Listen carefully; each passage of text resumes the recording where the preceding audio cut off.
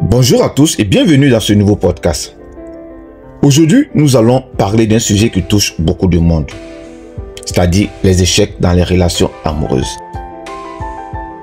Il est normal de vivre des échecs dans sa vie amoureuse, car tout le monde y passe. Mais il est aussi important de savoir se remettre en question lorsque ces échecs se répètent. Évitons d'accuser toujours l'autre.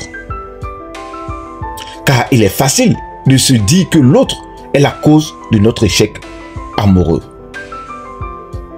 On peut penser que nos ex ne sont pas les bonnes personnes pour nous. Nos ex sont trop différents. Nos ex ne nous ont pas aimés assez.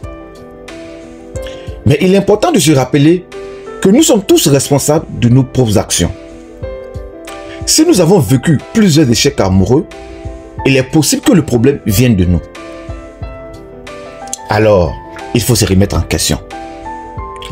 Lorsque nous nous remettons en question, nous devons nous poser les bonnes questions.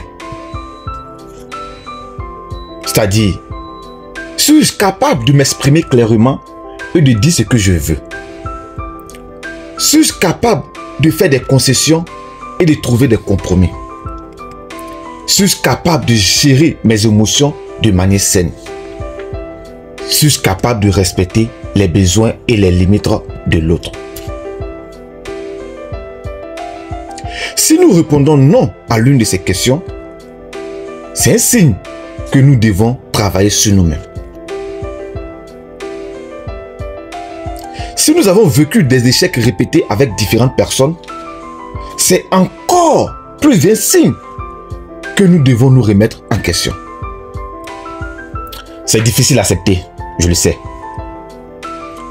Mais il faut se rendre compte que toutes ces personnes ne sont pas identiques. Elles n'ont pas les mêmes défauts, ni les mêmes qualités. Donc, si nous avons des problèmes avec tout le monde, c'est que le problème vient de nous.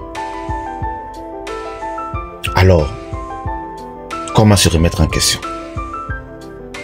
Se remettre en question n'est pas facile. Cela demande du courage et de l'honnêteté envers soi-même. Mais moi, je pense que les premières choses à faire, c'est de parler à un ami ou à un membre de votre famille de confiance. Parce que consulter quelqu'un, avoir des conseils, peuvent nous aider. Il faut aussi faire un travail sur nous-mêmes, soit en lisant des livres ou en suivant des formations de coaching.